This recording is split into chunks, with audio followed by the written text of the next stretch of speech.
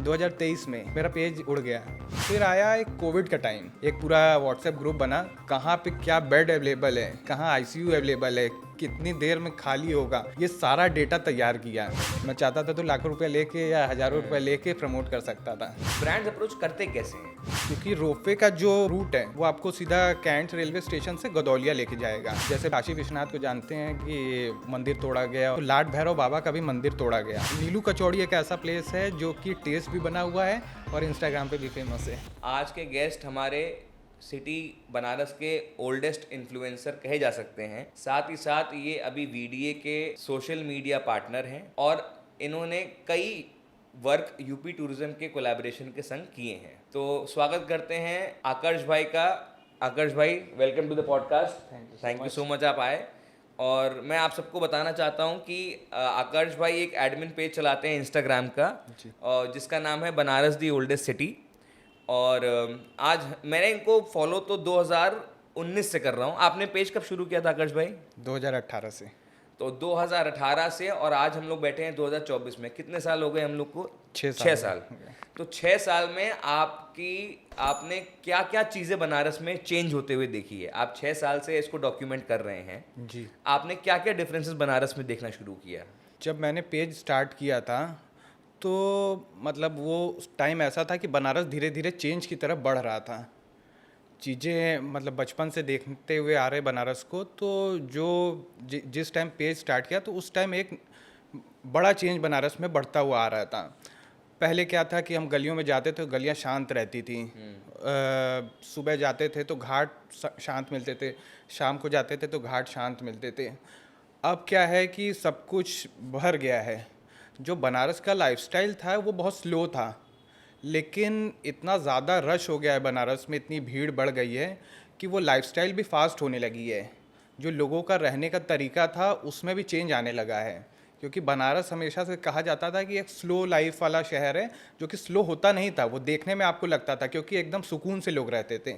लेकिन अब वो भीड़ बढ़ती जा रही है, चीज़ें फास्ट होती जा रही हैं, तो लाइफस्टाइल भी चेंज होती जा रही है। डेवलपमेंट्स में भी बहुत से चेंजेस हो रहे हैं। जैसे कि अभी हम स्टेडियम देख सकते हैं, रोपवे प्रोजेक्ट लाइनअप है, विश्वनाथ कॉरिडोर देखे हैं और सराउंडिंग्स में मल्टीपल हाईवेज देख रहे हैं। तो उसके साथ वो जैसे बेनिफिट तो कर रहा है, पर जो सिटी में का इंफ्रास्ट्रक्चर है उस पर भी हमें थोड़ा सा चेंज और देखना पड़ेगा। पर उस के साथ साथ हमें बनारस की ओरिजिनलिटी बरकरार रखनी पड़ेगी। क्योंकि आज की डेट में जब हम बचपन में देखा करते तो बनारस में सबसे ज़्यादा जो टूरिस्ट था वो साउथ इंडियंस थे और फॉरेनर्स थे। आज आपको 5% भी फॉरेनर्स टूरिस्ट नहीं दिखेंगे। फॉरेनर्स क्यों आते थे? जबकि बनारस को कोई नहीं जानता था। जिस टाइम फॉरेनर्स आते थे आज से 10 साल 15 साल पहले, बनारस को कोई नहीं जानता था। एक छोटा सा आप बैंगलोर चले जाइए या कहीं दूसरी सिटीज़ चले जाइए तो वो छोटा सा कोई गांव समझते हैं बनारस को। हाँ। या तो नाम भी नहीं जानते थे बनारस का। करेक्ट। पर फॉरेनर्स हमेशा विजिट करते थे। अगर वो इंडिया आते थे तो वो बनारस ज़रूर आते थे, क्योंकि वो रिसर्च करते थे सिटीज़ के बारे में, कल्चर के बारे में। तो वो बनारस आते थे as a oldest city, living city. Correct. तो वो पीस हम मतलब चेंज होता जा रहा है, उसको हमें बरकरार रखने की ज़रूरत है। चीज़ें चेंज हो रही है, बनारस बहुत चेंज हो रहा है, लोगों की ज़रूरतों के हिसाब से चेंज हो रहा है, लेकिन हमें ओरिजिनलिटी बरकरार रखनी पड़ेगी बनारस की। तो आप मुझे को एक चीज़ और जाननी है। हमने रोपवे की बात करी, ये रोपवे से किसका भला हो रहा है? मुझे तो ये जानने की बहुत उत्सुक है कि रोपवे जो बन रहा है वो एक्चुअल टूरिज्म के लिए है कि रियल ट्रांसपोर्टेशन के लिए बन रहा है?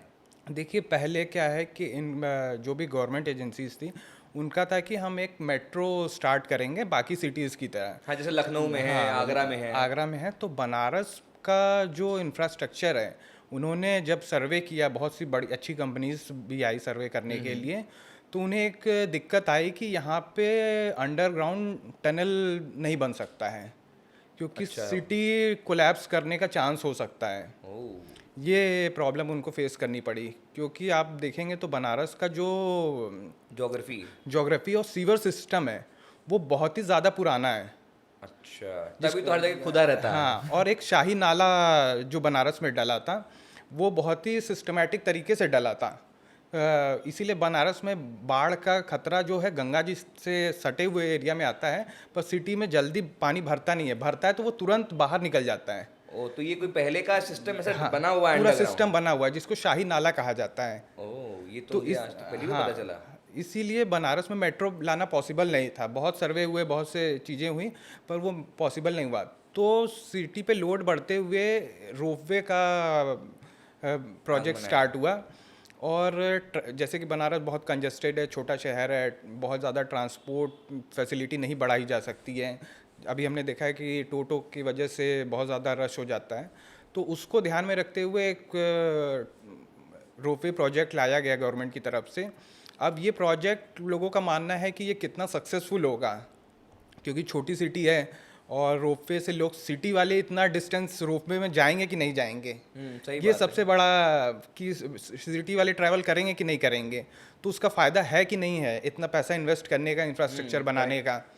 तो उसमें ये हो सकता है कि हम टूरिस्ट के लिए ये फ़ायदा हो, क्योंकि रोपवे का जो रूट है वो आपको सीधा कैंट रेलवे स्टेशन से गदौलिया लेके जाएगा। हाँ, अल्टीमेट तो आपको घाट के पास लेके हाँ, जा रहे हैं। अल्टीमेट जो टूरिस्ट आ रहा है वो घाट के लिए आ रहा है, विश्वनाथ मंदिर के लिए आ रहा है, तो वो कैंट से सीधा गदौलिया जाएगा। उससे क्या है कि जो हमारे ऑटो या टोटो है उस पर थोड़ा सा लोड कम कम हो होगा, जाएगा। या जो पब्लिक ट्रांसपोर्ट है, जैसे हम कार से नहीं मतलब हमें अगर गदौलिया जाना होगा तो हम कार लेके नहीं जा सकते हैं, बहुत ही congested है। हाँ। तो हम सिटी के लिए, सिटी के जो लोग हैं उनके लिए वो बेनिफिट कर सकता है कि आप डायरेक्ट गदौलिया पहुंच गए एक अच्छे ट्रांसपोर्ट के ज़रिए। आपको ऑटो टोटो से नहीं जाना है, तो आप एक अच्छे ट्रांसपोर्टेशन से पहुंच गए, वहाँ अपना काम किए और वापस आ गए, जिसका मिड पॉइंट है रथ यात्रा, जो कि एक तरीके से सेंटर पॉइंट भी कहा जा सकता है। आपको सिगरा जाना हो, चाहे महमूदगंज साइड जाना हो, चाहे लंका साइड जाना हो, तो आप रथ यात्रा तक भी ट्रैवल कर सकते हैं। बिल्कुल सही बात। तो पर इसका जो बेनिफिट है वो हमें जब तक ये ऑन ग्राउंड रनिंग इसकी नहीं होगी तब तक नहीं पता चल पाएगा।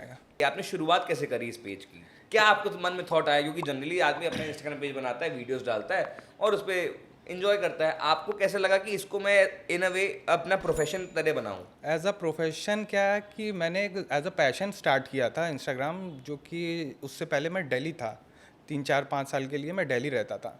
तो मेरा जो पुराना लाइफस्टाइल था बनारस का, या जो भी लड़के बनारस के यंगस्टर रहते थे, घाट पे जाना, घूमना, तो वो जब दिल्ली गया तो वो चीज़ें, शाम को घाट पे बैठना, दोस्तों के साथ जाना, वो चीज़ मिस होने लगी। अच्छा, आप रेगुलर जाते थे पहले घाट हाँ, पे? मैं 2 साल 3 साल रेगुलर डेली शाम को घाट बैठने। पे जाता था बैठने। तो वो चीज़ें मिस होने लगी। या तो बनारस में घूमना फिरना, खाना पीना दोस्तों के साथ, ये सब चीज़ जब दिल्ली गया तो वहाँ थोड़ा सा अलग लगा और मिस होने लगी।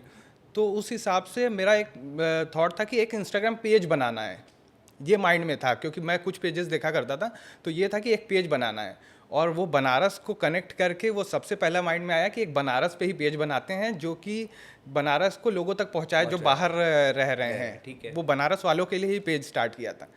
तो 2018 में Banaras the city of emotion नाम से पेज, हाँ, शुरू किया पेज। पर वो लग रहा था कि कुछ तो चेंज करना पड़ेगा, कुछ तो चेंज करना पड़ेगा, ये बहुत मतलब यूनिक नाम लाना पड़ेगा। तो फिर बैठे बैठे सोचते सोचते एक दिन क्लिक किया कि ये बनारस द ओल्डेस्ट सिटी, क्योंकि ऐसा नाम पूरे इंडिया में कोई शहर नहीं रख सकता है, या वर्ल्ड में भी बहुत लिमिटेड शहर हैं जो ये नाम रख सकते हैं। करेक्ट है।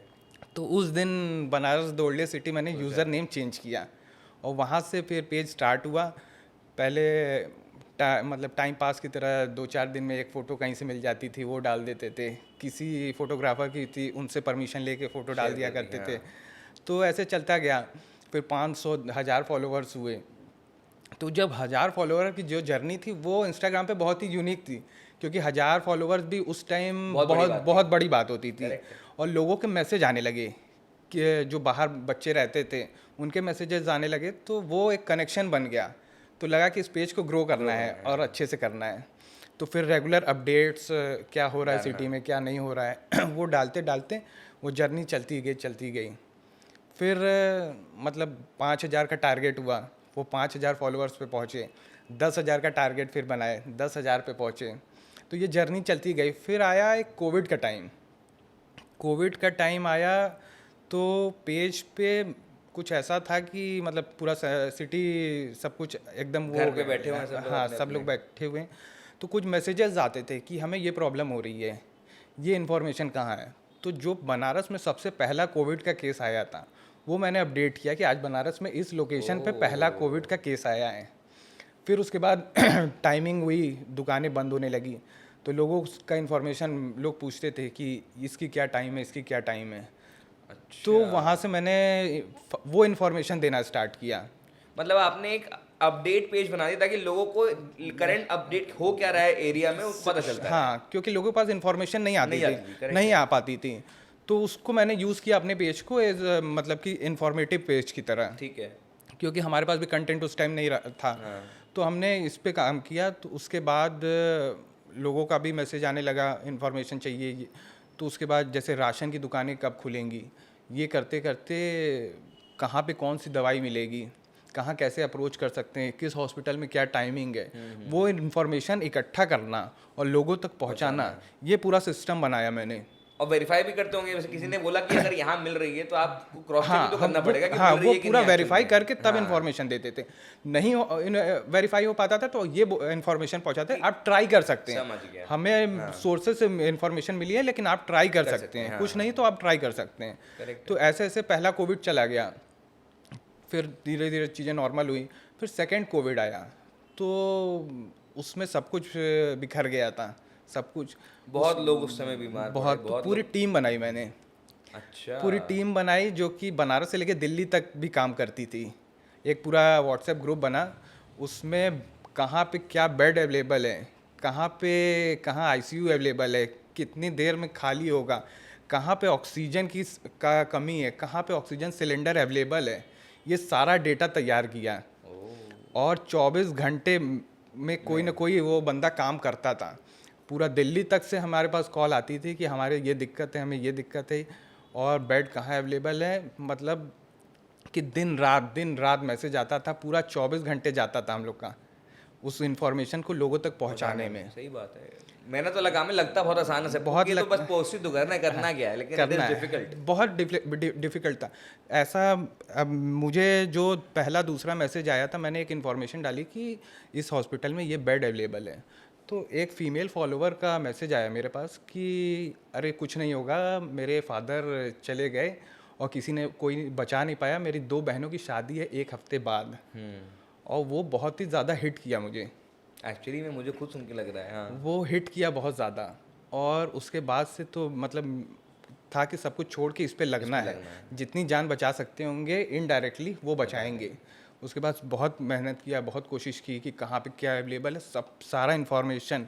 और फिर पॉजिटिव भी मैसेज आने लगे, किसी को सुबह बेड मिला है, शाम को वो डिस्चार्ज हो रहा है तो वो घर जाके मैसेज कर रहा है कि आज आपकी वजह से जान बच गई, ये मैसेज आता था। एक मेरा फ्रेंड था, उसने किसी को इन्फॉर्मेशन दी कि यहाँ पे ये मेरे पेज पे देख के किसी को, अपने किसी रिलेटिव को इन्फॉर्मेशन दी, तो उस रिलेटिव ने उस लड़के को मैसेज किया कि आपको जहाँ से इन्फॉर्मेशन मिली थी उनको जाके बताइएगा कि आप, उनकी वजह से मेरी जान बच गई।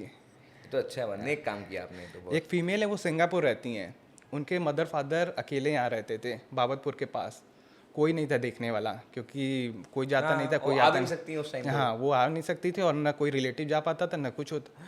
तो उनके पास में कोई हॉस्पिटल या नर्स थी या कुछ था, तो उनका इन्फॉर्मेशन कहीं से कलेक्ट करके इंजेक्शन लगाना था उनके पेरेंट्स को, वो मैंने उनको बताया और उन नंबर दिया। उसके बाद वो नर्स वहाँ गई, किसी तरह से वो इंजेक्शन लगाई, और वो जब सिंगापुर से 2 साल बाद आई थी तो मुझसे मिलने आई थी, खाली बस इस वजह से।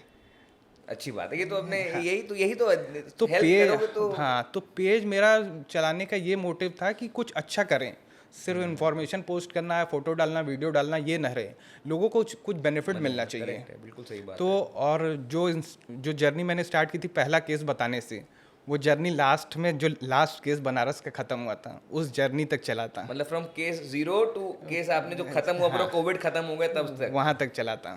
वाह। और बीच में उस टाइम वाराणसी के कमिश्नर थे दीपक अग्रवाल सर, उनकी वाइफ मेरा पेज फॉलो करती थी, तो मतलब मुझे पता नहीं था कि वो फॉलो करती हैं। तो एक दिन कोई डेटा मैंने डाला कि आज इतना केस आया है, तो उसमें कुछ गलत था, तो उन्होंने मैसेज किया कि आप बहुत अच्छा काम कर रहे हैं, ये डेटा थोड़ा सा गलत है, ये मेरे हस्बैंड ने बताया है, तो मैं आपको इसलिए बता रही हूँ क्योंकि आप बहुत ही बढ़िया काम कर रहे हैं। तो वो वैसे चीज़ें बहुत मोटिवेट की पेज को रन करने के लिए। सही बात है, बिकॉज इसमें जनरली आपका टाइम बहुत जाता है, लोगों को लगता है कि बहुत कम टाइम, लेकिन दिन भर आप उसी में लगे हो तो इट टेक्स बहुत ज़्यादा आपको बहुत कुछ छोड़ना पड़ता है इसके लिए। आप सही बात फेस्टिवल्स है। में अपन कंटेंट बनाने जा रहे हैं, अपना घर का सब कुछ छोड़ के हाँ, आप कंटेंट के लिए भाग रहे हैं, फिर उसको करेक्ट। एडिट करना, पोस्ट करना, तुरंत तुरंत आप वेट नहीं कर सकते हैं। हाँ, बिल्कुल बिल्कुल सही बात है। अच्छा, दूसरा मुझे ये बताइए कि आप अभी हम लोग जब चाय पी रहे थे तो आपने हमको मुझे लाड भैरव जी के आपने हाँ, लाड भैरव जी की हम लोग बात कर रहे थे क्योंकि कल मैंने आपके पेज पे रील देखी थी उनकी। तो क्या है, मतलब मुझे पता ही नहीं, मतलब मैं एज अ मेरे को सिर्फ विश्वनाथ मंदिर के बारे में अच्छे से नॉलेज है कि शिव जी का अच्छे से मंदिर है। उसके अलावा आप जो बता रहे थे वो एक बार बताएंगे मेरी ऑडियंस को प्लीज? सभी लोग नॉर्मली बाबा काल भैरव को एज अ कोतवाल जानते हैं बनारस के, कि बनारस को प्रोटेक्ट करते हैं बाबा को काल भैरव। ठीक है। पर बनारस में बहुत से भैरव रूप हैं, जिसमें से लाड भैरव को काशी का न्यायाधीश का दर्जा दिया गया है, ठीक है, जो जज का दर्जा दिया गया हाँ। है। बनारस में अष्ट भैरव का रूप है, जो कि अगर आप बनारस के पुराना मैप देखेंगे तो एक सर्कल बनेगा जिसमें आठ साइड में 8 भैरव बैठे हुए हैं, जो कि बनारस को प्रोटेक्ट कर रहे हैं। वो बनारस की चीज़ों को सुनते हैं, कहा मान्यता ऐसी है कि वो बनारस की चीज़ों को सुनते हैं और वो जाके वहाँ पे जज के सामने, बाबा लाड भैरव के सामने बताते हैं। ओह। और आप लाड भैरव मंदिर जाएंगे तो आपको सेंटर में एक पिलर की तरह दिखेंगे, वो है बाबा लाड भैरव। और छोटे छोटे साइड में बना हुआ है, वो आपको दिखेंगे कि अष्ट भैरव के लिए वो स्थान बैठने के लिए बना हुआ है। ओह। वो एज अ मतलब जगह बनी हुई है बैठने के लिए, तो वो पंचायत बैठाते हैं और वहाँ सुनते हैं। लाड भैरव जैसे हम काशी विश्वनाथ को जानते हैं कि मंदिर तोड़ा गया और सब कुछ, तो लाड भैरव बाबा का भी मंदिर तोड़ा गया।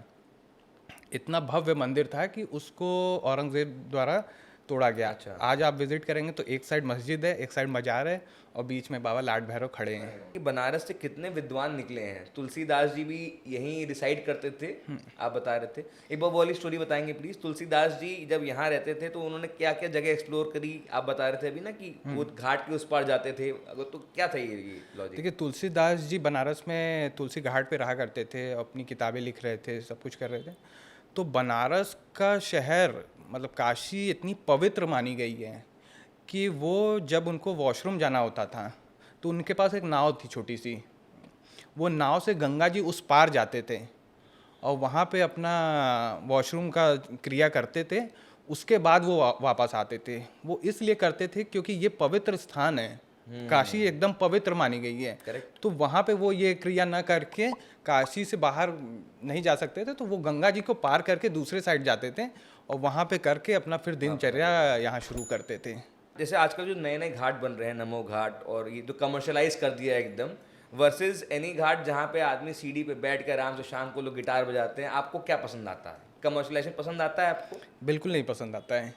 कमर्शलाइजेशन में हम देख सकते हैं, ठीक है, जो नए लोग हैं उनको अच्छा लगेगा कि भीड़ भाड़ है, लेकिन जो सुकून, बनारस हमेशा से क्यों माना गया है कि सुकून भरा है, पीस है बनारस में, स्लो लाइफ है, आप शांत बैठ सकते हैं, आप गंगा जी के किनारे बैठिए, आपका दिमाग चाहे जितना भी टेंशन भरा रहे, आप किसी शांत घाट पे बैठिए, गंगा जी के किनारे बैठिए, आपका दिमाग अपने आप शांत हो जाएगा। तो वो बनारस को पीस मतलब शहर तो आप वैसा आपका देखेंगे तो आपको सब शहर मिल जाएगा। आपको गंगा, यहाँ पे गंगा जी मिलेगी, बाकी जगह कुछ और मिल जाएगा, भीड़ मिलेगी, पार्क मिलेगा, सब कुछ मिलेगा। तो बनारस इसीलिए डिफरेंट है क्योंकि आपको भीड़ से अलग आपको यहाँ कुछ मिलेगा, पीस मिलेगी, सुकून मिलेगा। पर वो कमर्शलाइजेशन होगा तो वो कभी नहीं नहीं मिलेगा। हो सकता। तो जैसे पहले के समय में और आज के समय में आपने क्या डिफरेंस देखा कि भीड़ तो खैर चलिए मान ली भीड़ तो काफ़ी आ गई है, और रिसेंटली मैंने देखा कि अभी 2 दिन पहले टोटो भी बंद हुए, तो उस दिन इतना मज़ा आ रहा था मेरे को गाड़ी चलाने में पूरे शहर में, ऐसा लग रहा था शहर पूरा खाली हो गया खाली हो अचानक गया से। शहर। तो ये सब प्रॉब्लम्स क्या आपको लगता है फ्यूचर में बढ़ेंगी कि विद टाइम इसको मैनेजमेंट हो पाएगा कायदे से इन सब देखिए, चीज़ों का? मैनेजमेंट हो सकता है क्योंकि सब कुछ गवर्नमेंट, पब्लिक और प्रशासन दोनों के हाथ में है। प्रशासन सब कुछ नहीं कर सकता है और पब्लिक भी सब कुछ नहीं कर, दोनों को मिल के काम करना पड़ेगा। आप मैनेज करेंगे तो सब कुछ मैनेज हो जाएगा। जैसे कि अभी नया टोटो का रूल आप जैसे बात कर रहे थे, तो टोटो का रूल है कि आपको सिटी को 4 हिस्से में डिवाइड कर दिया जाएगा, काशी जोन को। उसमें लिमिटेड कोई भी ट्रांसपोर्टेशन की ज़रूरत सबको है। हम ऑटो था तो ऑटो के साथ ये प्रॉब्लम नहीं देखते थे क्योंकि उनका रूट डिवाइड था, लिमिटेड थे और पब्लिक को भी इतनी प्रॉब्लम नहीं होती थी। पर अभी टोटो के साथ क्या है कि ये बाइक की तरह लोग चलाते हैं इसको, ठीक है, और कोई भी एक स्पेसिफिक एरिया पकड़ लेते हैं, वहाँ पे सबसे ज़्यादा भीड़ हो जाती है और सिटी चौक हो जाती है। एक जगह जाम लगता है तो लोग दूसरी तरफ जाते हैं, दूसरी तरफ चौक हो जाता है। तो ये मेन प्रॉब्लम होती है। तो उसको एक रूट की तरह, जैसे कि प्रशासन ने डिसीजन लिया है, बहुत बढ़िया डिसीजन है, तो उसको एक रूट की तरह देखेंगे तो वहाँ पे लिमिटेड टोटो रहेंगे, पब्लिक को भी नहीं प्रॉब्लम होगी, जाम नहीं लगेगी। तो जब मैं इस प्रेस कॉन्फ्रेंस में गया था, मुझे भी इनवाइट आया था, तो प्रेस कॉन्फ्रेंस, तो वहाँ पे जब सर ने बताया कि आप मतलब आपको लग रहा होगा कि हमको रूट लिमिटेड मिल गया है, हम यहाँ टोटो कैसे चलाएंगे या सवारी नहीं मिलेगी, तो उन्होंने एक बात कही थी कि आप 2 घंटे जाम में फंसे हैं, हाँ, उसका पैसा को कैलकुलेट नहीं करेगा। वो पैसा नहीं कैलकुलेट कर रहे हैं। आप एक चक्कर, जैसे गदौलिया से आप कैंट जा रहे हैं, 2 घंटे 2.5 घंटे में आप गदौलिया से खाली कैंट गए हैं, ठीक है। अब अगर वो उसमें जाम नहीं रहेगा तो आप गदौलिया से कैंट जाएंगे, कैंट से वापस गदौलिया आएंगे, आपको 2 चक्कर का पैसा मिला। करेक्ट। तो ये चीज़ें आपको समझना पड़ेगा। अच्छा, दूसरे बताइए, आपका फेवरेट फूड प्लेस यहाँ पे क्या है, जो आप एकदम आपको लगता है बनारस को तब से हम खाते आ रहे हैं और आज भी वही स्वाद मेंटेन्ड है इस जगह का? ऐसे बहुत से स्ट्रीट फूड है, मतलब मोस्टली तो बनारस के स्ट्रीट फूड ही पसंद है। क्वींस कॉलेज के सामने बाबा स्लाइस है जो कि चने की ग्रेवी में ब्रेड डाल के देते, बहुत पुरानी दुकान है, 55 साल से ऊपर की दुकान है। तो जब भी मतलब दोपहर का टाइम कभी भूख लगती है, स्ट्रीट फूड खाना हो और उस एरिया के सराउंडिंग में कहीं है, तो वो सबसे बेस्ट प्लेस है, क्योंकि उसमें क्या है कि पेट भी भरता है और टेस्ट भी आता है। और सुबह का टाइम है तो नीलू कचौड़ी वन ऑफ द फेस। नीलू कचौड़ी कहाँ पे है? कचौड़ी गली में, छोटी कचौड़ी और चना, जो कि चना घूगनी वाला चना। हाँ, तो नीलू कचौड़ी एक ऐसा प्लेस है कि आप इंस्टाग्राम पे बहुत सा वायरल वीडियोस देखेंगे कि इस जगह जाइए, इस जगह जाइए। बाहर से लोग इंस्टाग्राम वीडियोस देख के आते हैं और वो प्लेस इंस्टाग्राम से चल जाती है, टेस्ट खराब हो जाता है, भले वो 50 साल पुरानी दुकान है। करेक्ट। उसका टेस्ट खराब हो गया। नीलू कचौड़ी एक ऐसा प्लेस है जो कि टेस्ट भी बना हुआ है और इंस्टाग्राम पे भी फेमस है। अच्छा है, इंस्टाग्राम पे चलता है? हाँ, फेमस है। पब्लिक मतलब बाहर से टूरिस्ट आते हैं तो वहाँ जरूर जाते हैं। तो आप ये बताइए, जैसे बाहर का टूरिस्ट आ रहा है यहाँ बनारस में, तो अगर कोई 2 या 3 दिन के लिए आता है फॉर एग्जाम्पल, तो उसे क्या विजिट करना चाहिए कि उसे पूरे बनारस का एसेंस भी दिख जाए और साथ ही साथ उसको बनारस का कल्चर दिखे? मतलब मैं ये नहीं कह रहा हूँ कि वो आईपी मॉल, जेएचवी मॉल, ये सब कि नहीं। अगर कोई बाहर से बंदा आता है तो उसको बनारस में 2 दिन में कैसे प्लान करना चाहिए अपना टूर? देखिए, बेसिकली क्या है कि बनारस में अगर आप 2 दिन के लिए, पहले तो बनारस 2 दिन में कभी घूम नहीं सकते आप, ठीक है। लेकिन अगर आपको 2 दिन का समय है आपके पास, तो सबसे पहले आप कुछ प्रमुख मंदिर को चूज़ कीजिए जहां आप दर्शन कर सकते हैं, जैसे बाबा विश्वनाथ, काल भैरव, ठीक है। आपको इंटरेस्ट है देवी में तो विशालक्ष्मी जी जो शक्तिपीठ है, वहाँ जा सकते हैं। उसके बाद आप बोटिंग कर सकते हैं सुबह शाम जब भी आपको फिजिबल लगे। उसके बाद गंगा आरती देख सकते हैं, चाहे 80 घाट की हो चाहे दशाश्वमेध की, जहाँ आपको सूटेबल लगे। उसके बाद स्ट्रीट फूड ट्राई कर सकते हैं, चाट हुआ, सुबह की कचौड़ी सब्जी खाइए, शाम को ठंडाई पीजिए। तो ये 2-3 दिन का प्लान आप ऐसे कर सकते हैं कि कुछ मंदिर आप चूज़ कीजिए, वहाँ दर्शन कीजिए, आरती देखिए, घाट पे जाइए, घाट घूमिए, बोटिंग कीजिए। ये 2 दिन के लिए ये आप कर सकते हैं। सुबह का सनराइज या शाम का सनसेट, कौन सा आपको ज़्यादा पसंद आता है बनारस के घाट पे बैठ के? जहाँ माहौल अच्छा मिल जाए। आपके हिसाब से मॉल सुबह अच्छा रहता है कि शाम को? सुबह अच्छा लगता है। सुबह शांति रहती है बहुत। सुबह शांति रहती है। सुबह की जो दिनचर्या, आप अगर आपका देखिए सनराइज आपको अच्छा लगेगा, लेकिन अगर आप चौक से स्टार्ट करके किसी घाट पर जाते हैं सनराइज देखने, तो अपने घर से आपको सनराइज देखने की जो जर्नी है बनारस की, वो आपको सबसे यूनिक दिखेगी। करेक्ट। कोई आदमी निकल रहा है, मंदिर में प्रणाम कर रहा है, किसी के घर में से घंटी बज रही है, किसी के मंत्र आपको सुनने के लिए मिलेगा। तो आप जब सनराइज तक पहुंचेंगे तो आप खुद ही बनारस में इतने ज़्यादा एक्साइट हो जाएंगे कि वो सनराइज ही आपको बहुत ही मतलब आपका कहना है कि अगर सनराइज विटनेस करना हो तो जरूरी नहीं है कि आप गाड़ी सीधे 80 घाट पे पार्क करके जाएं। नहीं। तो आप तो सीधे घाटी पे चलेंगे। मतलब आपका कहना है कि आप कहीं गाड़ी करिए और आराम से गली से होते हुए जाएं। आराम से जाइए, चीज़ों को देखिए, महसूस कीजिए उस जर्नी को, उस गलियों को, लोगों को महसूस कीजिए कि वो क्या कर रहे हैं। उसके बाद मैंने देखा फॉरेन टूरिस्ट बहुत ज़्यादा करता है, मतलब उन लोग कल्चर पे बहुत करते हैं। हाँ, वो इसीलिए वो ना एक्सप्लोर करते हैं चीज़ों को। यहाँ हम क्या करते हैं कि हम जल्दी में गए, सनराइज देखे, उसके बाद खाए पिए, फोटो खींचे, खाए पिए, वो आपको बनारस में नहीं कर सकते। वो आपको किसी दूसरे सिटी में जाइए, वो आपको वहाँ अच्छा लगेगा। वो बनारस है ही नहीं अगर आप ऐसा करते हैं तो। और बताइए क्या हाल चाल है, और कुछ आपने नया बनारस में ऐसी कोई जगह बताई जो जो हमने किसी को अभी तक किसी को पता ही ना हो, लेकिन आपको पता है कि ये अगर मैंने बता दी तो ये मेरा सीक्रेट खुल जाएगा और वो उस जगह भी भीड़ होना शुरू हो जाएगी। देखिए वो सीक्रेट तो बता दिए तो वो वैसे भी खुल जाएगी, पर क्या है, तो अगर वो वैसी कोई जगह है और वो बता दिए तो वो वैसे भी वायरल हो जाएगी। वायरल हो जाएगी, क्योंकि आजकल कोई छोटी सी जगह होती है और वो जरा सा भी किसी को पता लगे वहाँ पूरी पूरी भीड़ बढ़ जाती है। करेक्ट। अच्छा, अब ये बताइए मुझे कि जैसे आपने इंस्टाग्राम में शुरू किया था तो आपको शुरू में चैलेंजेस भी फेस करने पड़े होंगे बहुत सारे। बहुत से चैलेंजेस फेस करने पड़े, और शुरुआत से लेके अभी तक, अभी मैं लास्ट में आपको एक इंसिडेंट बताऊंगा। तो स्टार्टिंग में था कि मतलब वो जब पेज स्टार्ट करना तो वो एक ऐसा टाइम था कि मैं बीटेक पास करके बनारस आया था, ठीक है। तो जॉब का प्रेशर था, जॉब ठीक के है। लिए बनारस छोड़ना था, ठीक है।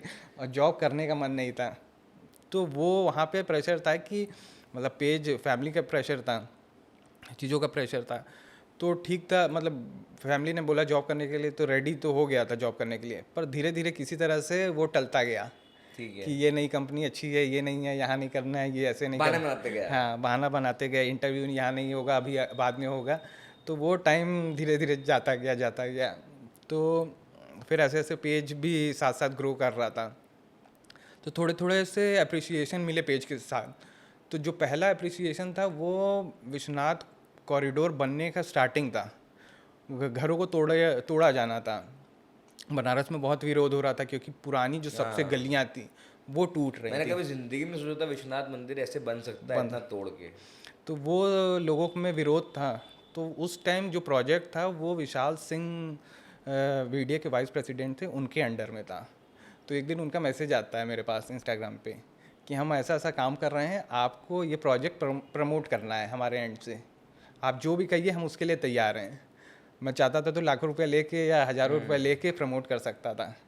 तो उस पर मैं बैकफुट हो गया, मैंने प्रमोट किया, पर मैं दोनों बातें लेके चलता था, बनारस की। हाँ, प्रो भी ना हो अगेंस्ट हाँ, भी ना हो, सही कि बात क्या वो करना चाह रहे हैं उसको भी जनता तक पहुंचाता था, और जनता की क्या समस्याएं हैं। समस्या है वो भी एक तरीके से रखता बताते था। थे। तो वो पहला इंसिडेंट था। फिर उसके बाद दूसरा आया कि इंडियन आर्मी का एक विंग स्टार्ट हुआ था, ऑपरेशन गंगा, जो कि गंगा सफाई के सफाई लिए। का, हाँ हाँ। तो वो स्टार्ट के लिए मेरे पास कोलैबोरेशन आया था। तो वो ऑपरेशन गंगा में इंडियन किया। आर्मी के साथ काम किया मैंने।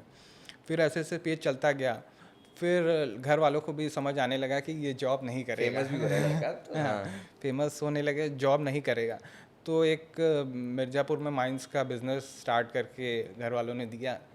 तो अच्छा, आप मिर्जापुर में आपका बिजनेस सेटअप है वो। अभी तो नहीं है, हाँ। तो वो उस पर फोकस होने लगा और साथ साथ पेज भी रन होने लगा।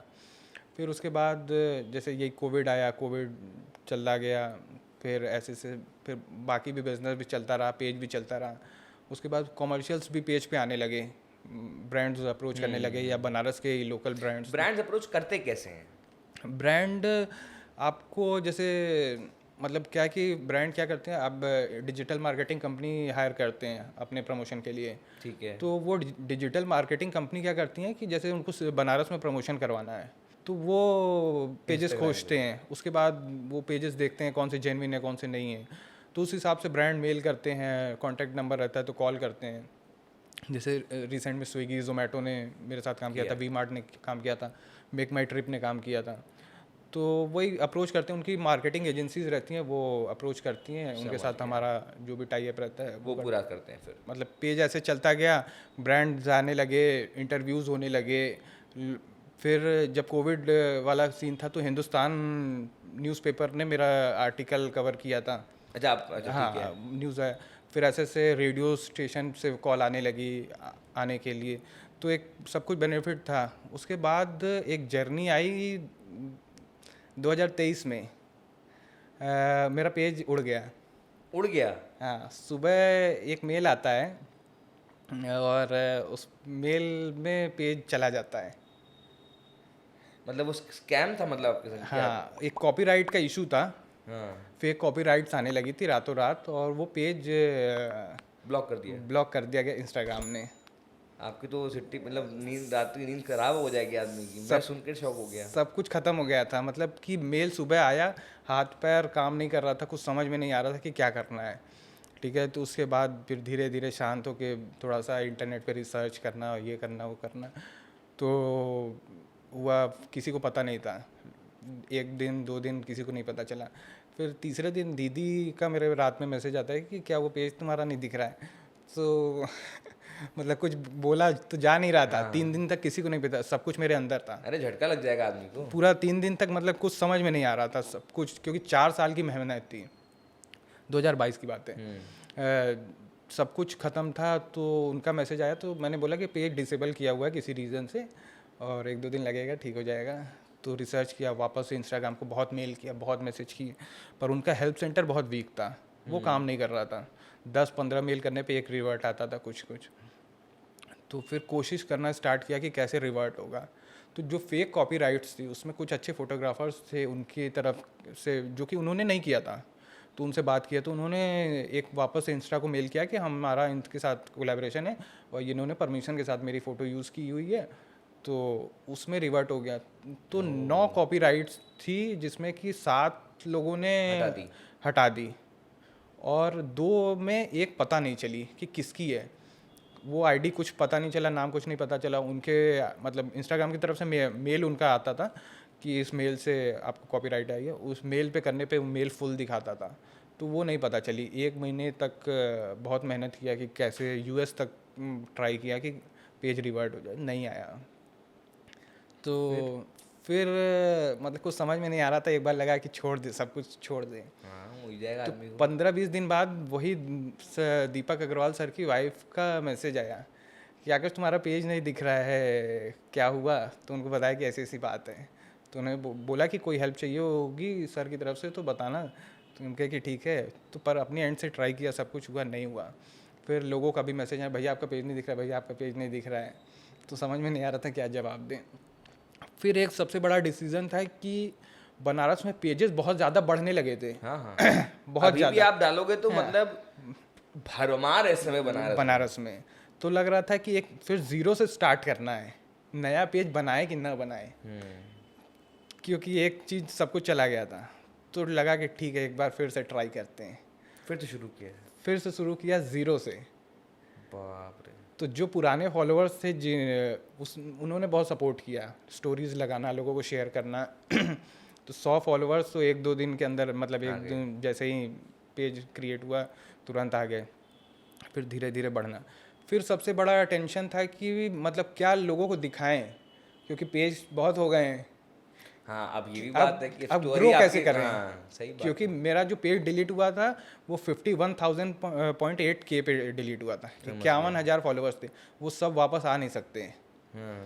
तो क्योंकि मतलब फिर ज़ीरो से स्टार्ट करना है, वो धीरे धीरे आएंगे, धीरे धीरे आएंगे, तो कुछ अलग दिखाना पड़ेगा। करेक्ट। तो उसके बाद मैंने बनारस पे रिसर्च करना स्टार्ट किया। बनारस के मंदिर, बनारस की गलियाँ, बनारस के आर्किटेक्चर, बनारस के लोग, उन पे। और क्योंकि बाकी जो पेज थे वो बनारस का खाली घाट दिखाते थे। घाट या फिर रेस्टोरेंट, बस घाट दो ही चीज होती घाट है। रेस्टोरेंट, हाँ। आरती, बस हाँ। ये 3 टॉपिक था उनके पास। हाँ, करेक्ट। मैंने बनारस का फेस्टिवल, मंदिर, इस पे सबसे ज़्यादा फोकस किया। उसकी पूरा डेटा निकालता था कि ये मंदिर ऐसे है, ये मंदिर ऐसे है, ये कब का बना हुआ है, इसकी क्या खासियत है, ये काशी खंड में कैसे आता है, अच्छा। क्या स्थान रखता है। तो वो एक बूम कर गया पेज, वो तुरंत क्लिक किया लोगों को, और पेज पे फॉलोअर्स आना स्टार्ट हो गए। पुराने भी आने लगे और नए भी आने लगे।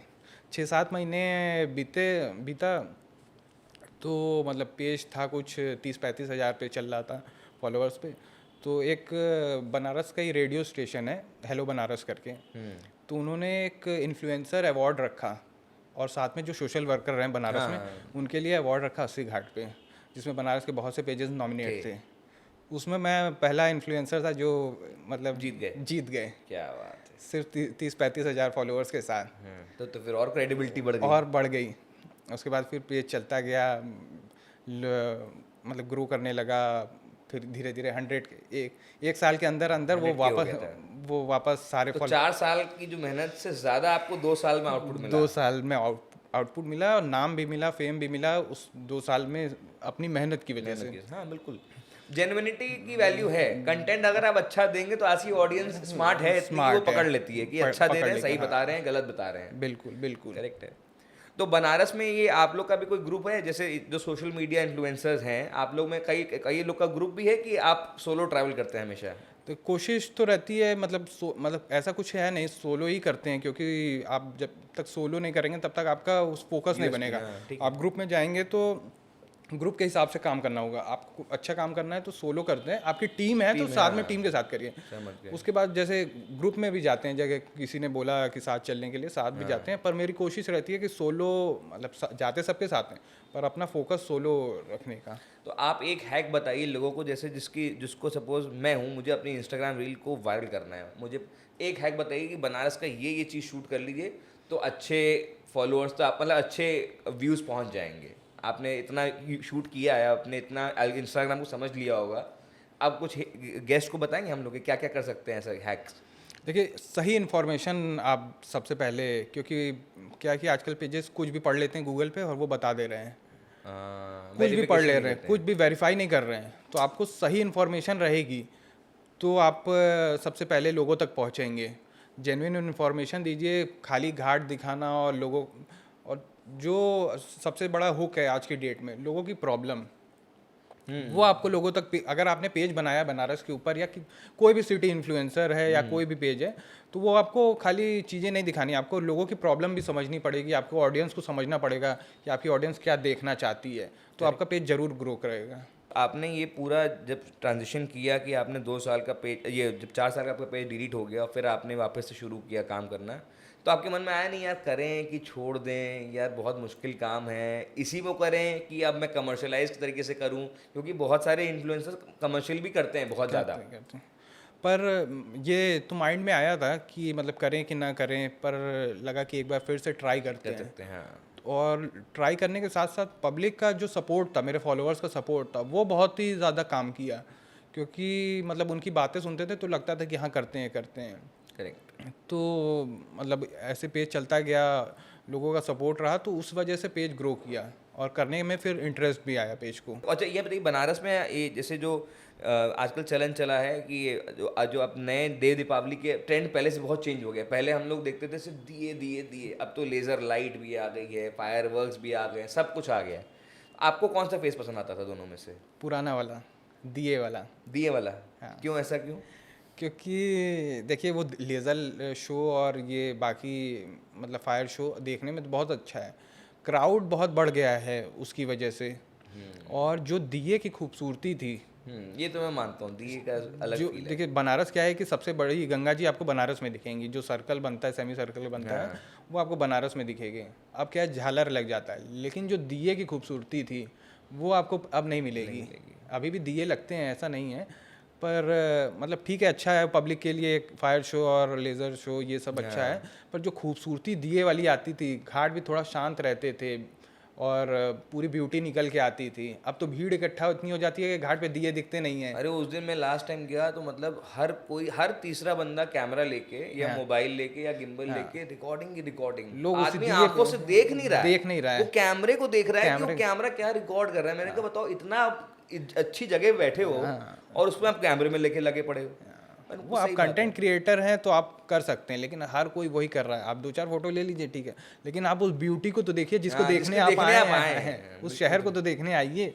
बिल्कुल। अच्छा ये बताइए, आसपास बहुत लोग कहते हैं, जैसे मैं बहुत क्रिप करता था इस बात पे कि यार बनारस के आसपास कुछ घूमने का है ही नहीं। जैसे हम लोग, मैं दिल्ली में पढ़ा, मैं बॉम्बे में पढ़ा, तो आसपास लोनावला हुआ करता था, तो आप वीकेंड पे कहीं जा सकते थे। आपके हिसाब से कोई बनारस के पास कोई जगह है ऐसी जो पहाड़ हो नियर बाय और आपको बड़ा मज़ा आए वहाँ वीकेंड स्पेंड करने में? कोई है जगह बनारस में ऐसी? देखिए, बनारस में के आसपास तो मिर्ज़ापुर है, जिसमें आपको 4-5 वाटरफॉल्स मिल जाएंगे।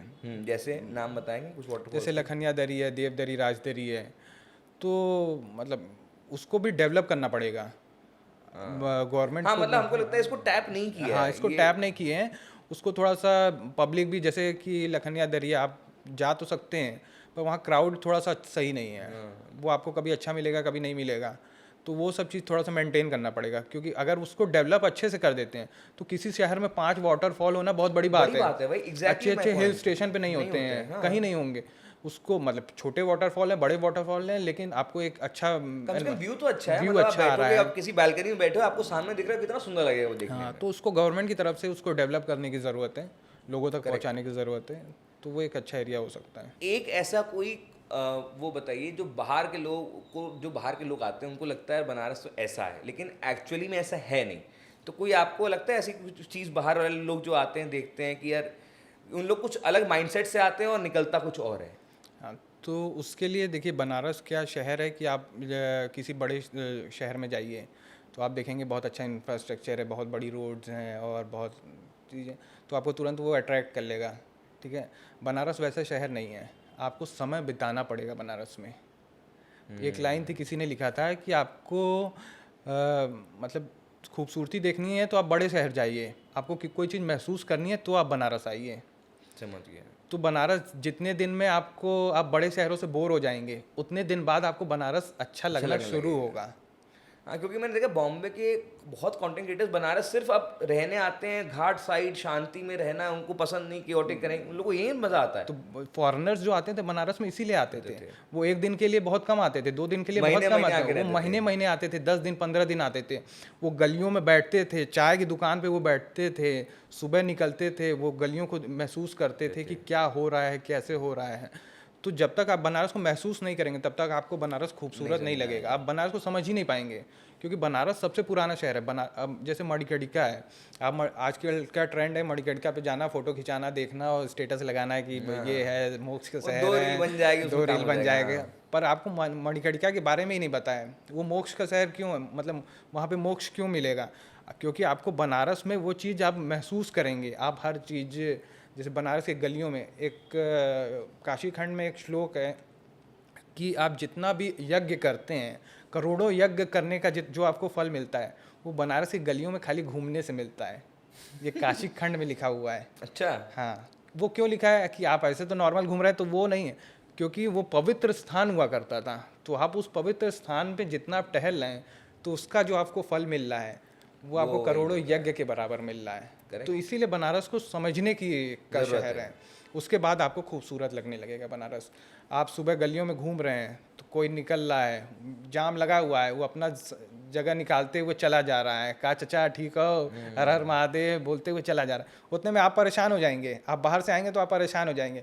लेकिन जो बनारसी असली है वो उसी भीड़ में से निकलता हुआ, 4 लोगों से बात करता हुआ, पान खाता हुआ अपने डेस्टिनेशन पे पहुंच गया। बनारस में देखा गैया डिवाइडर हो जाती है, जहाँ गाय बैठ गई वहां से लेफ्ट और राइट वहीं बन जाता बस है। वो लोगों की का लाइफस्टाइल हो गया है, करेक्ट। इसीलिए लोग परेशान नहीं होते थे बनारस में। हाँ, अब तो खैर बहुत चेंज हो गया सिस्टम। अच्छा ये बताइए, अगर बनारस आज कुछ अपनी करंट जनरेशन को बोल पाता तो क्या बोलता? बनारस क्या बोलता कि आज की जनरेशन ने बनारस को कैसा मेंटेन किया है कि नहीं किया है? अगर बनारस की जबान होती है कोई, ज़बान होती तो बनारस ये बोलता कि जो चला गया वो चला गया, जो बचा है उसको बचा लो। सही बोला। मणिकर्णिका घाट के बारे में आप बता रहे थे, वहाँ पे मैंने देखा कि हमेशा ही वहाँ पे डेड बॉडी जलती रहती है, कुछ ऐसा उसमें कुछ है, कुछ मणिकर्णिका में? देखिए मणिकर्णिका पे डेड बॉडी इसलिए जलती है क्योंकि हमने दूसरी सिटीज़ में देखा है कि सूर्यास्त के बाद बॉडीज़ नहीं जलती है, सूर्योदय के बाद जलती है। बनारस ही एक ऐसी जगह है। बनारस एक ऐसी जगह है क्योंकि मतलब यहाँ दिन और रात का फेर नहीं है, 24 घंटे मणिकर्णिका एक पवित्र स्थान है। क्योंकि जैसे कि 7 पुरियाँ हैं, जिसमें मतलब अयोध्या है, हरिद्वार है, ऐसे ऐसे करके कांचीपुरम है, 7 पुरियाँ, 7 पुरियों में श्रेष्ठ बनारस है। तो जो कहा जाता है कि आप बनारस में आपकी डेथ होती है तो आपको मोक्ष मिलता है, उस बाकी 6 पुरियों में आपकी डेथ होती है तो आपको बनारस मिलता है और आपकी बनारस में डेथ होती है तो आपको मोक्ष मिलता है। करेक्ट, ये है।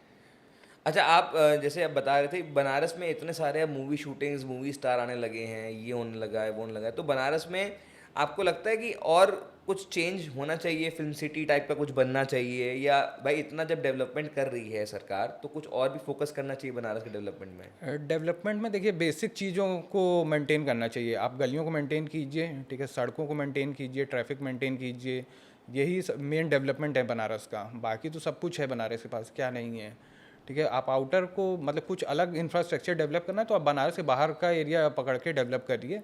जो शहर के अंदर का है उसको आपको बचा के रखना पड़ेगा, तभी वो बनारस बचा रहेगा, नहीं तो वो तो बाकी शहर की तरह हो जाएगा। बाकी शहर जैसे दिल्ली मुंबई है वो बनारस बन जाएगा। तो बनारस का जो अपना खासियत है, पुरानापन है, उसको बचा के रखना पड़ेगा। तो डेवलपमेंट अगर शहर में डेवलपमेंट करना है तो बेसिक यही डेवलपमेंट है कि आप शहर की सड़कें अच्छी हों, पुराने इंफ्रास्ट्रक्चर हैं उनको मेंटेन किया जाए, कल्चर मेंटेन किया जाए। यही बनारस की लस्सी या बनारस की साड़ी, दोनों में से कौन ज़्यादा फेमस है? बनारस की साड़ी ज़्यादा फेमस साड़ी। है। कल मैंने आपकी रील देखी थी लाड भैरव बाबा के तिलक की, वो क्या था? कल जो कि लाड भैरव बाबा काशी के न्यायाधीश हैं, उनका तिलक उत्सव था। तो उस तिलक उत्सव में जाना हुआ था कंटेंट बनाने के लिए और जाने के लिए। उसमें कल क्या होता है कि उनका तिलक चढ़ता है, जो कि लाड भैरव मंदिर से शुरू होता है और विशेषरगंज तक जाता है। वहाँ पे पूरा बाकायदा जो हिंदू कल्चर के तरह आप तिलक चढ़ाने जाते हैं तो पूरा सामान लेके, साड़ी लेके, सामान लेके, फल लेके जाते हैं। वो पूरा प्रोसेस पूरा फॉलो होता है। अपने सर पे लोग सामान उठा के जाते हैं, पैर में रंग भर के जाते हैं। वो पूरा बाकायदा आप जाएंगे वहाँ पे तिलक पूरा इंतज़ार होता है वहाँ पे, जैसे कि तिलक चढ़ाने लोग आते हैं उनका इंतज़ार होता है।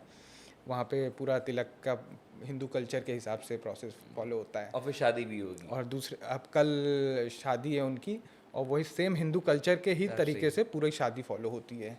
फिर अब मैंने आपसे जब बात की थी तो आपने मुझे बताया था कि आपने यूपी टूरिज्म के संग भी काम किया है, वो कैसे आपने क्रैक किया? वो यूपी टूरिज़्म की तरफ से मतलब जो भी मैनेज कर रही थी टीम, उन्होंने अप्रोच किया कि हमारा बलून फेस्टिवल हो रहा है बनारस में, तो उसको लोगों तक पहुंचाना और सब कुछ करना। तो उस हिसाब से उन्होंने कांटेक्ट किया था और as a social media partner invite किया था ऑन बोर्ड। तो as a social media partner उनके साथ काम किया था और लोगों तक इन्फॉर्मेशन पहुंचाना और क्या हो रहा है उस वो समझ गए। ये मुझे जानना है कि इसके मतलब जो आप लोग कंटेंट क्रिएशन करते हैं, ये आपको मोनेटाइज भी करते हैं आप इस चीज़ों को, इन सब को? मोनेटाइज जैसे हमारा मेनली कंटेंट जो इंस्टाग्राम पे पोस्ट होता है, ठीक है। इंस्टाग्राम की तरफ से कोई मोनेटाइजेशन नहीं है, हाँ। हमें कोई बेनिफिट नहीं मिलता। तो एज अ इन्फ्लुएंसर क्या है कि हमारा एक मार्केट वैल्यू बन जाता है, फेस वैल्यू बन जाती है बनारस में, तो ब्रांड्स अप्रोच करते हैं। समझ गया। तो वो एज अ मोनेटाइजेशन हम मान सकते हैं। क्या कुछ ऐसा भी होता है कि सपोज अगर किसी क्रिएटर का कुछ पेज में 100 के हैं या किसी के में 50 के हैं तो किसी 25 के, तो हर ब्रांड का लेवल अलग अलग होता होगा फिर इस चीज़ में? ब्रांड का लेवल अलग होता है और वो फॉलोअर्स के हिसाब से पे करना चाहते हैं। हाँ। साथ साथ क्या है कि आप फॉलोअर्स गेन करना भी थोड़ा कभी कभी इजी हो जाता है। आप कुछ भी वायरल कंटेंट डाल दीजिए, कुछ भी बता दीजिए, अगर वो हिट कर गया तो आपके फॉलोअर्स आ जाएंगे। पर वो मेंटेन होंगे कि नहीं होंगे? फॉलोअर्स तो आ गए, पर वो आपके बाकी के कंटेंट नेक्स्ट जो है उस पे आएंगे कि नहीं आएंगे?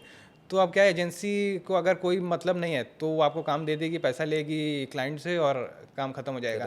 लेकिन जो अच्छी एजेंसीज हैं वो फिर देखती हैं कि आपके फॉलोअर्स के साथ साथ आपकी वैल्यू क्या है, रील्स पे आपके क्या रीच है। आप मोदी जी से मिले थे, मैंने देखा रील्स में, तो कैसा रहा आपका मिलना उनसे? 6 साल की जर्नी में मोदी जी से मिलना सबसे बड़ा लैंडमार्क था। और कुछ भी पता नहीं था, कुछ भी कोई इन्फॉर्मेशन नहीं थी। अचानक से फ़ोन आया कि आप अपना डेटा लेके, आधार और फ़ोटो लेके, अच्छा। हाँ, पहुँचिए बीजेपी ऑफिस और आपको मोदी जी से मिलवाना है। तो आपके मतलब वेरिफिकेशन होगा, आईडी बनेगी। और उसके बाद आईडी बनी, सब कुछ हुआ। दूसरे दिन उनका इलेक्शन जीतने के बाद पहला विजिट था बनारस का। अच्छा, 2000 अभी की बात है? अभी रिसेंट की बात, 2024 का इलेक्शन जीतने के बाद वो पहला विजिट था बनारस का। और जो उनसे मिलने तक की जर्नी थी वो भी बहुत अच्छी थी कि पहले गए वहाँ पे सिक्योरिटी चेक हुआ, पूरा एक एक डेटा, एक एक सब कुछ चेक हुआ, अंदर बैठाया गया, सब कुछ डिटेल इन्फॉर्मेशन दी गई कि आप खड़े कैसे होंगे, कैसे अप्रोच करना है, क्या हाथ कैसे रहेगा, पूरा एक एक अच्छा, ये बताया जाता है? हाँ, ये पूरा प्रोटोकॉल बताया गया कि आपको हाथ नहीं मिलाना है, आपको पैर नहीं छूना है, आपको कोई गिफ्ट नहीं देना है, आपको पॉकेट में हाथ डाल के पॉकेट से बाहर हाथ निकालना नहीं है, क्योंकि आप मतलब उनका प्रोटोकॉल है, सिक्योरिटी है। और कुछ भी एक्टिविटीज़ आपकी जरा सी लगेगी तो उनकी सिक्योरिटी आपको तुरंत पीछे पुल करेगी और पूरा एसपीजी तुरंत आपको पुल करेगी और पूरा माहौल ख़राब हो जाएगा। तो आपको अपनी तरफ से कुछ भी एक्टिविटीज़ नहीं करनी है, मोबाइल, हाँ, बस आपको खड़े रहना है, इंटरेक्शन करना है आपको अपने बारे में बताते हैं, उनकी तरफ से कोई क्वेश्चन आता है तो उसका आंसर करना है, फोटो के चक्कर में नहीं पड़ना है आपको। अच्छा, ये बोला गया था। हाँ, प्रोफेशनल फोटोग्राफर्स होंगे उनके, वो आपको क्लिक करेंगे। और मतलब उन्होंने भी एकदम हेल्दी वो बताया कि मतलब आपको फ़ोटो आपके लिए बहुत इंपॉर्टेंट है, ये हम भी समझते हैं तो इसलिए हम क्लिक करके दे देंगे। हाँ, हम क्लिक करके आपको फ़ोटो मिल जाएगी और डिटेल बताया जाएगा कैसे मिलेगी। तो वो बहुत अच्छा एक्सपीरियंस था। फिर उसके बाद जब मोदी जी लैंड करने वाले थे, उससे पहले एसपीजी ने हमें पुलिस लाइन पे रखा, मतलब खड़ा किया। उसके बाद पहला चॉपर उतरा, फिर दूसरा चॉपर उतरा, फिर तीसरा चॉपर उतरा। क्या बात कर, हाँ, तीन चॉपर थे? 3 चॉपर थे, जिसमें फिर सिक्योरिटी उतरी। उन्होंने पूरा सब कुछ अपने अंडर लिया। उसके बाद ले जाया गया जो बीच वाला चॉपर था, उसमें मोदी जी बैठे थे। और वहाँ से फिर मतलब उन्होंने आया, अपना इंट्रोडक्शन दिया। तो उनका क्वेश्चन भी था कि मतलब बनारस में क्या डेवलपमेंट हो रहा है। अच्छा, उन्होंने पूछा आपसे? हाँ, उससे मतलब उन्होंने पूछा कि बनारस में क्या डेवलपमेंट से कितना फ़ायदा हो रहा है लोगों को, और काशी विश्वनाथ मंदिर से टूरिस्ट को क्या फ़ायदा हो रहा है, ये उनका क्वेश्चन था। तो आपने क्या जवाब दिया? कि डेवलपमेंट से फ़ायदा तो हो रहा है बनारस में, और विश्वनाथ मंदिर से नो डाउट टूरिस्ट के लिए तो बहुत फ़ायदा है। आप सोचिए ना, हम लोग जब पहले दर्शन करने जाते थे कितनी छोटी गलियों में जाते, लेकिन उसका मज़ा अलग था। बनारस वालों के लिए वो मज़ा अलग था, वो दर्शन का अलग मज़ा था। लेकिन मैंने ये रियलाइज़ किया कि जिनके पुराने पक्के महल में घर थे, जो रेट पे वो बिके हैं इस प्रोजेक्ट के चक्कर में, वो कभी वो वैल्यू रियलाइज कर ही नहीं सकते थे अंदर उस जगह की। जिनके 4 गुना दाम दिए गए हैं ज़मीन के। जिनके घर बिके वो बिके हैं, जो उसमें किराएदार थे, हाँ, उनको 5-5 10-10 लाख रुपए मिला है। अच्छा। हाँ, वो किराएदार, क्योंकि पुराने घर थे, किराएदार भी रह रहे थे 50 साल 60 साल 70 साल से, तो वो तो कब्जे के तरह रह रहे थे। और मकान मालिक मतलब जिनके साथ अच्छा टर्म्स था वो भी रह रहे थे। तो वो घर जब गवर्नमेंट खाली कराए तो गवर्नमेंट के सर पे आ गया, तो किराएदार को भी खाली कराना, तो किराएदार को उसी बहाने तो खाली भी हो गए, वरना होते भी नहीं। हाँ, उसी बहाने खाली हुए, किराएदार को भी फायदा मिला। और आप किस किस इन्फ्लुएंशियल पर्सनालिटी से मिले हैं? योगी जी से मिले हैं आप? हाँ, योगी जी से भी मिले। उनसे भी मिले हैं? हाँ, बनारस के विधायक हैं और मंत्री हैं रविंदर जायसवाल सर। हाँ जी, हाँ जी। तो उनके फार्म हाउस पे एक बार योगी जी आए थे, तो वहाँ पे उन्होंने इनवाइट किया था रविंदर जायसवाल जी, तो उनसे वहाँ पे मिले। और how is he as a person, Yogi ji? बहुत अच्छे हैं वो, देखने में जितने स्ट्रिक्ट लगते हैं, लेकिन आप इंटरेक्शन करेंगे तो वो मज़ा आता है। कुछ सीखने को मिलता है ऐसे इतने बड़े बड़े पर्सनालिटी से मिलते हैं, क्योंकि देखिए बात तो उतना करने का टाइम रहता नहीं है, बिकॉज उनसे आप 2-3 सेंटेंस 4 सेंटेंस बात कर लेंगे। तो क्या उनको देख के लगता है उनमें कैसा, जब वो आते हैं इतना ऑरा उनका अलग हो जाता है। मोदी जी का भी मैंने देखा है और योगी जी का भी, जब वो आते हैं तो अलग एक पॉजिटिविटी आ ही जाती है कहीं ना कहीं से। देखिए, बिल्कुल सीखने के लिए मिलता है, क्योंकि वो जब मैं मोदी जी से मिला तो वो उससे पहले किसानों को संबोधन करके आ रहे थे, 1.5 घंटे की स्पीच दे के। उसके बाद मतलब उनको देख के लग रहा था कि उनकी थोड़ी तबीयत ख़राब है। उसके बाद तुरंत यहाँ पे आना, फिर उसके बाद दूसरे राउंड पे जाना, तो ये सब चीज़ें सीखने को मिलती है कि इतनी बड़ी पर्सनैलिटी होने के बाद भी वो इतनी मेहनत कर रहे हैं, तो हमें भी कुछ करना पड़ेगा, तभी हम ग्रो करेंगे। सही बात, क्योंकि उनके पास सब कुछ है, वो मतलब एक जगह से बैठ के भी स्पीच दे सकते हैं, लेकिन वो इतना ट्रैवल कर रहे हैं, इतना सब कुछ काम कर रहे हैं। हेल्थ नहीं ठीक लग रही थी उनकी देखने में, उसके बाद भी वो मतलब रुके, हम लोग से बात किए, फिर अगले उस पे गए। तो वो सब चीज़ देखने के लिए और सीखने के लिए मिलता ही है। आपसे एक लास्ट में चीज़ जानना चाहूँगा कि अब आप हमारे ऑडियंस को कोई ऐसी जगह बताइए, जैसे हम लोग क्या, मैं फोटोग्राफर हूँ, मैं प्री वेडिंग शूट्स बहुत करता हूँ। मेरी एक इससे पहले रील वायरल जा चुकी है, वही प्री वेडिंग शूट लोकेशन के नाम पे। तो उस पर अराउंड अभी मेरे ख्याल से हमको लगता है 60,000 के तो पहुँचा है। उतना तो नहीं पहुँचा जितना आपका है, बट थोड़ा थोड़ा पहुँच रहे हैं। तो अब मुझे ये जानना है कि जैसे जनरली कोई मैं शूट करता हूँ तो मैं या तो घाट पे जाऊँगा, अपोजिट साइड घाट पे जाऊँगा, ग्राफिटी वॉल जो पहले लगी हुई थी, पेंटिंग बनी थी, वो कर लेते हैं। लेकिन अब सब तो वही कर रहे हैं। कोई ऐसी आप यूनिक जगह बताएंगे जो ऐसा कोई, जैसे मैंने नेपाली टेम्पल देखा था, नेपाली टेम्पल बहुत अलग लगा मुझे देखने में एज़ कम्पेयर टू बनारस की पूरी जोग्राफी। तो और कोई लोकेशन बताइए ना ऐसी हम लोग के लिए। देखिए, लोकेशन क्या है कि मोस्टली कोई ना कोई पहुंच जाता है कहीं ना कहीं। आप गलियों में शूट करेंगे, वहाँ भी लोग शूट किए हुए, घाट पे शूट करेंगे, वहाँ भी शूट किए हुए। पर आपको मतलब लोकेशन, अगर आपको किसी प्री वेडिंग या कोई भी ऐसा शूट करना है तो आप कोई थीम पकड़ सकते हैं बनारस में। जैसे कि आप बनारस की प्रॉब्लम पकड़ सकते हैं, या एक बनारस का मंदिरों गुड का, idea, very good idea. Banaras का मंदिरों का सीरीज पकड़ सकते हैं। बनारस एक शहर है ऐसा शहर है जहाँ 12 ज्योतिर्लिंग हैं, 9 दुर्गा हैं, 9 गौरी हैं, 8 भैरव हैं, 12 सूर्य हैं। सबका आपको पूरे वर्ल्ड में जो भी भगवान मिलेंगे बनारस के अलावा, उनका एक रूप बनारस में है। वाह, आप बनारस वालों को लिए कहा गया है कि आपको बाहर नहीं ट्रैवल करना है, किस कहीं भी सारे भगवान दर्शन, यही हैं। आपको 4 धाम से लेके 12 ज्योतिर्लिंग सब कुछ आपको यहाँ मिलेगा। तो आपको कुछ यूनिक करने के लिए आप ये कर सकते हैं कि आप जैसे अगर क्लाइंट आपका बोलता है तो आप उसका 12 फोटो क्लिक कर सकते हैं 12 ज्योतिर्लिंग पे। हाँ करेक्ट है, बिल्कुल सही ऐसा बात कुछ अलग कर सकते हैं, क्योंकि लोकेशन क्या है कि यही है। बनारस हाँ, गिन चुन के लिमिटेड वही है, हो रहा है। हाँ, लिमिटेड है। आप कोई दूसरी गली खोज लेंगे, आप कोई दूसरा फोटोग्राफर है वो एक गली में शूट किया है, आप कोई दूसरी यूनिक गली खोज लेंगे। तो कोई कंसेप्ट आपको लाना पड़ेगा। आप गली दिखा सकते हैं एज अ मैसेज कि ये बनारस की ऐसी गली है, बनारस का लाइफस्टाइल दिखा सकते हैं। समझ गया। नहीं, ये तो हमने आज ही सीखा आपसे कि इतने सारे भगवान जी बनारस में बसे हैं, मुझे नहीं पता था। मेरे पापा तो कहते ज़रूर थे कि तुमको वैल्यू नहीं पता है कितने बनारस की वैल्यू है। और एक्चुअली मैंने देखा है जो बनारस में रहता है उसको थोड़ा कम लगता है। लोग बाहर बाहर से कहाँ कहाँ से बनारस दर्शन करने आ रहे हैं। देखिए, वैल्यू, भगवान की वैल्यू सबसे ज़्यादा साउथ इंडियंस को है। हाँ, और आज की डेट में जो 99% बनारसियों को मंदिर नहीं पता होगा, वो साउथ इंडियंस को जरूर पता है, अच्छा, और वो विजिट करते हैं उस मंदिर में।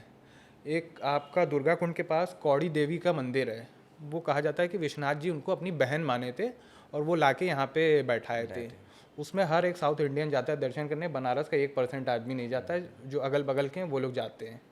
लोगों को पता नहीं है। उसकी पहली रील मैंने डाली थी जो वायरल हुई थी, उसके बाद बहुत लोग पहुंच गए और वो 99% बनारसियों को नहीं पता। पुजारी ढूंढ रहा होगा आपको कि ये भैया हमारी तो इनकम बढ़ा दिया आपने। पर हर साउथ इंडियन उस मंदिर जाता है।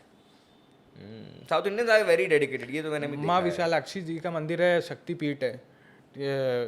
वहाँ पे बनारसी बहुत कम जाते हैं, लेकिन हर साउथ इंडियन जाता है। आप सुबह देखेंगे तो आपको 90% साउथ इंडियन की भीड़ मिलेगी। मैं वो देख रहा था कि बनारस में जैसे लेहरा बीर पे वो यूनिवर्सिटी, संपूर्णानंद यूनिवर्सिटी है, इतना सुंदर बनी है वो। उसके भी अंदर एक मंदिर है बाहर, मैंने देखा। हाँ, सरस्वती जी का मंदिर है वो। बहुत सुंदर। आप लोग, बहुत लोगों को पता ही नहीं है इसके बारे बहुत में। लोगों मैं को तो नहीं बाय चांस घुसा था शूट के लिए, तो मैंने देखा यार इतना अंदर इतना सुंदर बना है। ना, बहुत सुंदर मंदिर है, उसका आर्किटेक्चर बहुत सुंदर है। हाँ, पूरा मतलब बहुत ही इंप्रेसिव लगा मुझे वो चीज़। चलिए, थैंक यू सो मच। आप आए, आपने इतना टाइम दिया हमें, और आप एक बार में आपने एक्सेप्ट कर लिया मेरा इनविटेशन। मुझे बहुत बहुत अच्छा लगा। Thank you so much once again. और भगवान करे कि आप जल्दी से अब 1 मिलियन वाले पेज पे पहुँचें, और बिल्कुल। साथ में हम लोग वापस कोई नेक्स्ट प्रोजेक्ट ज़रूर करें।